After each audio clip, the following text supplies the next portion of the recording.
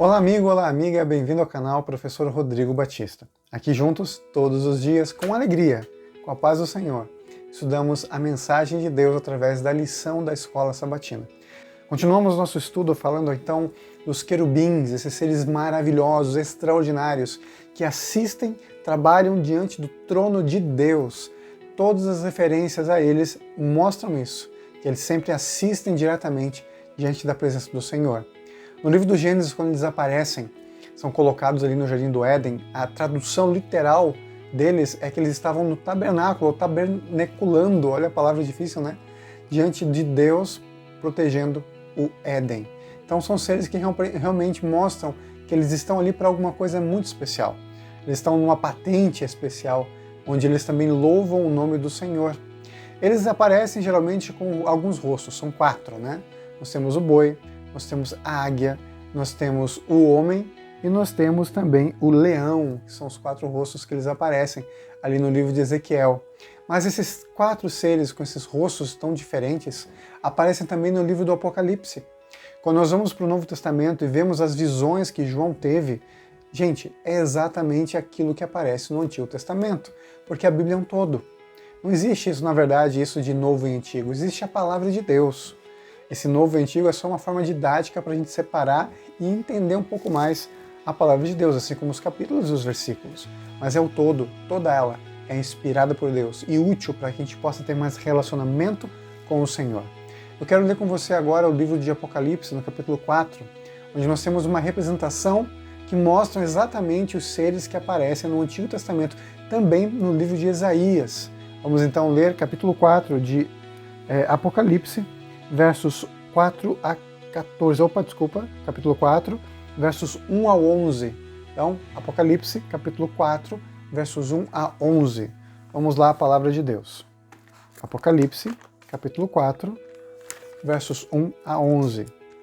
Fala assim a palavra do Senhor.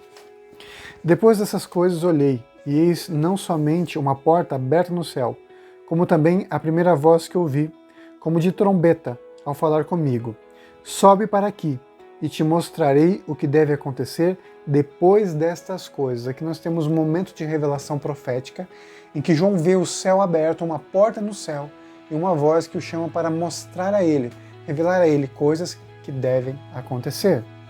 Imediatamente eu me achei em espírito, e eis armada no céu um trono, e no trono alguém sentado.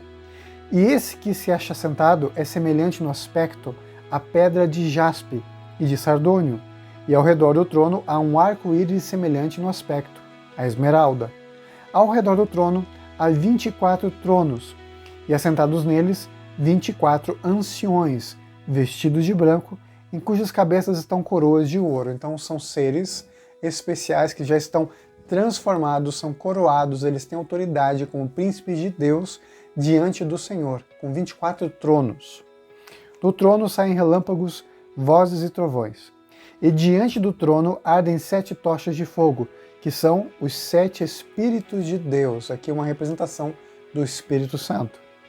Há diante do trono como que mar de vidro, semelhante ao cristal, e também no meio do trono e à volta do trono, 4 seres viventes, cheios de olhos, por diante e por detrás. Então, mais uma vez, a representação do Espírito de Deus. O primeiro ser vivente, né, é semelhante a leão. O segundo, semelhante a novilho. O terceiro tem o rosto como de homem. E o quarto ser vivente é semelhante à águia quando está voando. Aqui nessa visão, João vê 4 seres, cada um com um rosto de animal e um com o rosto de homem. Já quando a gente vai ao livro de Ezequiel, é diferente. Ezequiel diz que eles têm os 4 rostos.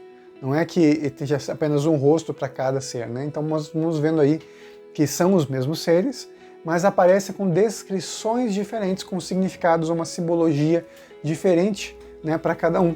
E nesse momento nós lembramos também ao que nós aprendemos semana passada sobre as suposições do que pode significar esses rostos. E continua o texto bíblico. E os 4 seres viventes, tendo cada um deles respectivamente 6 asas, estão cheios de olhos, e ao redor e por dentro não tem descanso, nem de dia, nem de noite, proclamando: Santo, Santo, Santo é o Senhor Deus Todo-Poderoso. Quando esses seres viventes derem glória, honra e ações de graças ao que se encontra sentado no trono e ao que vive pelos séculos dos séculos, os 24 anciões prostrar-se-ão diante daqueles que se encontram sentados no trono. Adorarão ao que vive pelos séculos dos séculos e depositarão as suas coroas diante do trono proclamando: Tu és digno, Senhor e Deus nosso, de receber a glória, a honra e o poder, porque todas as coisas tu criaste, sim, por causa da tua vontade, vieram a existir e foram criadas. Então aqui nós temos mais uma vez esses seres poderosos e tem uma influência muito grande e que se apresentam diante do trono de Deus.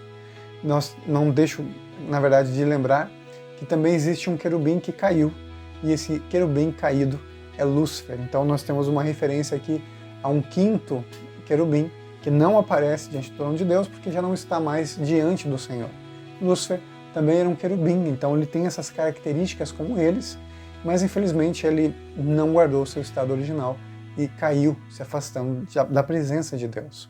Anjos, querubins, sempre estão diante do Senhor, e isso nos mostra a sua importância e como eles apresentam diante do Apocalipse o poder, a mensagem e a esperança de também estarmos na presença de Deus, porque nós temos também aqui os tronos dos anciões, representantes de Deus, porque nesse momento é o momento em que Deus é glorificado por ser o Criador e também o Redentor de toda a humanidade.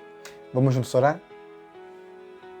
Querido Pai que estás nos céus, obrigado, Senhor, por tua mensagem, obrigado pelo teu momento em que o Senhor nos mostra quem o Senhor é, quando o Senhor nos coloca diante do teu trono, do teu altar, diante da tua casa de oração, para que possamos ter um relacionamento maior e passar mais tempo com o nosso Deus. Obrigado, Pai, por todas as tuas bênçãos, nos protege, nos orienta, nos mostra o teu caminho, por Jesus. Amém. E nunca se esqueça, meu amigo e minha amiga, aqui juntos estudamos a Palavra de Deus. E amanhã nós vamos estudar um pouquinho mais, falando na lição de quarta-feira, de Deus no meio do seu povo, que é o grande objetivo de Deus, né? Estar com a gente. Mas isso só amanhã.